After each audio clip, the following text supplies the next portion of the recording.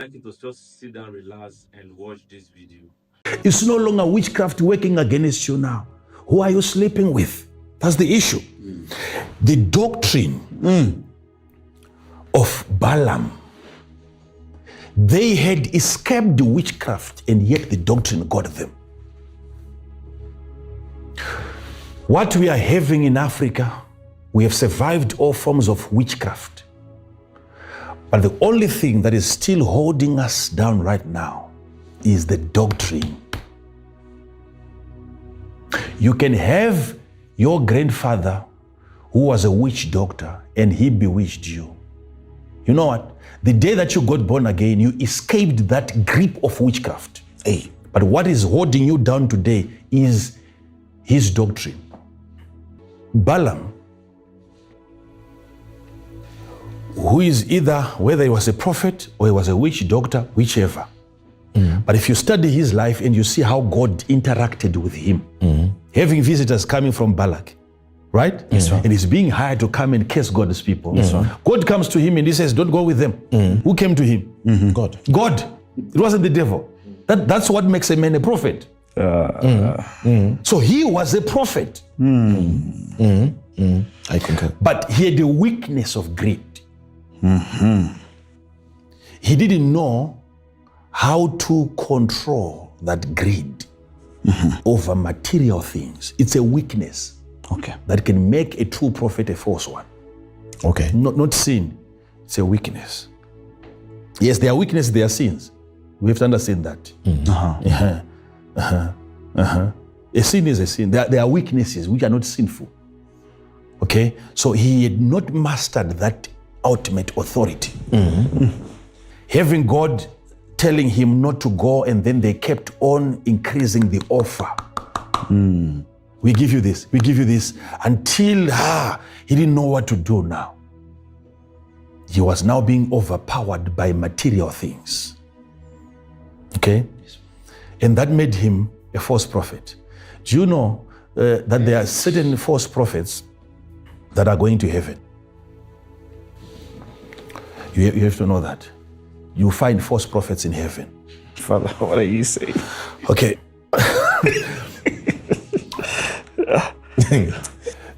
People think that false prophets are made false prophets by the false information. Or maybe they are being driven by a false spirit. That's what we think. You know, being a false prophet it's not hard. Just like if you are an evangelist, and you start teaching, you become a false teacher. Yet what you are teaching is Jesus.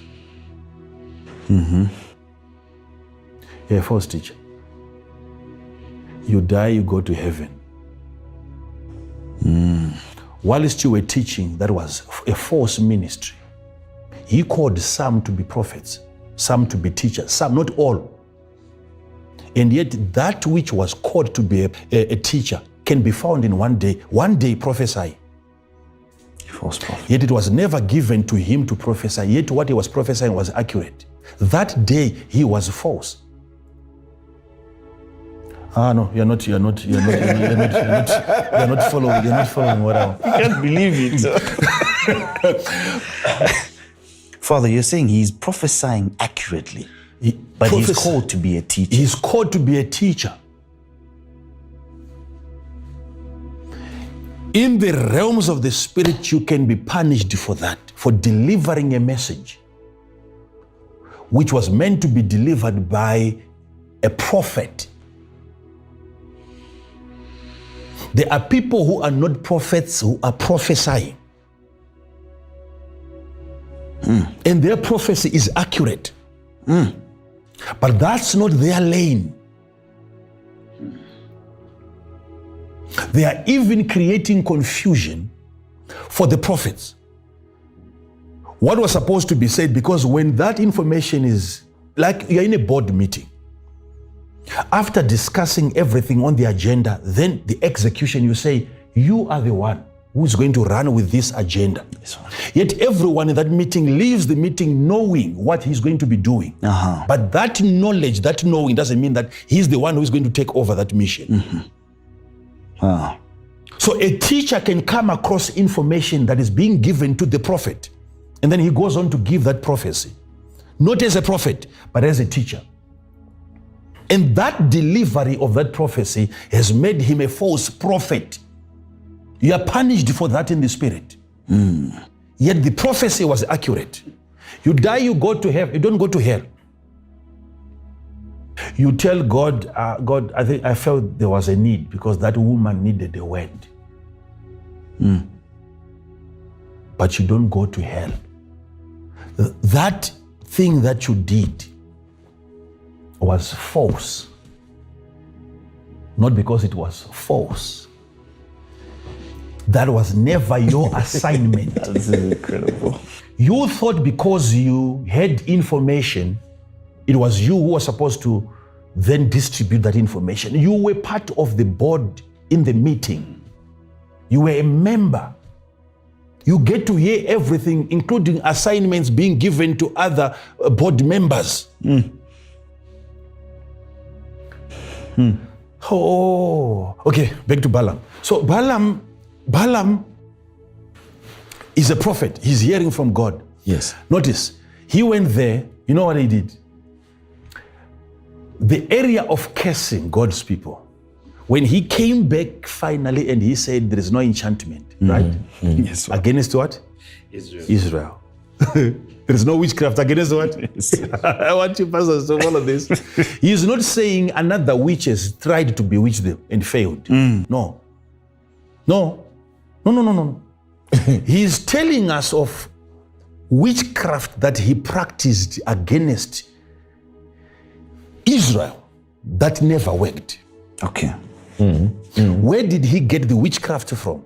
If he was a true prophet, using demons. Using demons, that's what he did. He gets to a place, he makes use of demons to cast a spell upon God's people.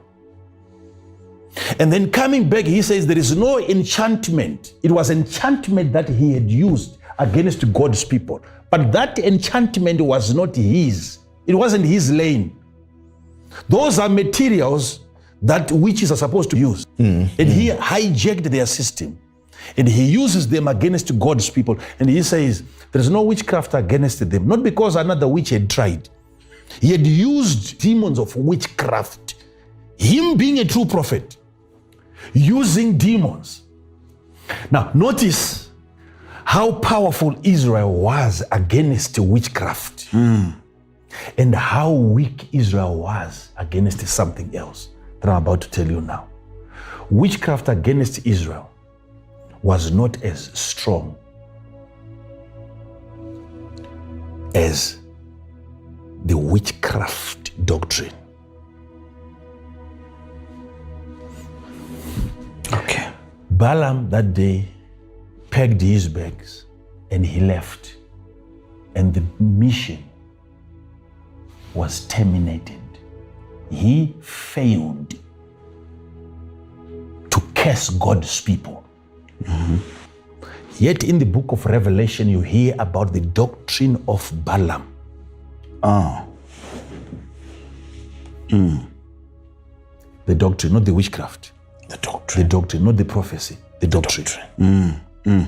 So when witchcraft had failed, when prophecy had failed, they employed another strategy. The doctrine of Balaam. Which doctrine? He told Balak to persuade. Revelations 2 verse 14. But I have a few things against thee, because thou hast there them that hold the doctrine of Balaam, who taught Balak. You see, it was a teaching. This man was a prophet. He went off his lane into beginning to, he started teaching. So the day that he failed to curse God's people, he said to Balak, but I can tell you something. There is a teaching that I can give you, not witchcraft. There is a doctrine. He taught to Balak to cast a stumbling block. You can do that yourself. There is what is called a stumbling block that we can use against anointed people. Not witchcraft, it doesn't work. There is a stumbling block. It's an immoral block. You can delay them. You can slow them down. He is teaching Balak. And the teaching was to do with sending his girls. Send your girls into their camp. When they begin to sleep with wrong people, now you're going to complicate their journey. It's no longer witchcraft. Child of God, some of you listening to me, it's no longer witchcraft working against you now. Who are you sleeping with? That's the issue. The doctrine of Balam, they had escaped witchcraft, and yet the doctrine got them. What we are having in Africa, we have survived all forms of witchcraft. But the only thing that is still holding us down right now is the doctrine. You can have your grandfather who was a witch doctor and he bewitched you. You know what? The day that you got born again, you escaped that grip of witchcraft. Hey. But what is holding you down today is his doctrine. You are walking according to your father. You are behaving like your father. You still have the doctrine of your forefather. Now we are getting to the style. Yes, Father. The style of the Spirit style. we have to change your style.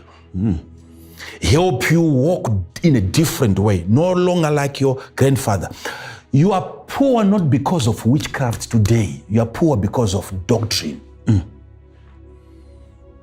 You are acting. You are walking. You are treating your wife the way your mother was being treated by your father. There is a residue of a doctrine in your generation that is coming after you. No longer witchcraft. Witchcraft against them, enchantment against them had failed. Yet a doctrine got them. A doctrine. A doctrine. There is a doctrine. There is an understanding against money that you have still maintained in your mind. You still think money is evil. That's what your father used to think. Until you are liberated from doctrinal issues, you are not yet free. Oh my God, let's stop here for today. I hope you were blessed with this video. Please make sure you like, share, and comment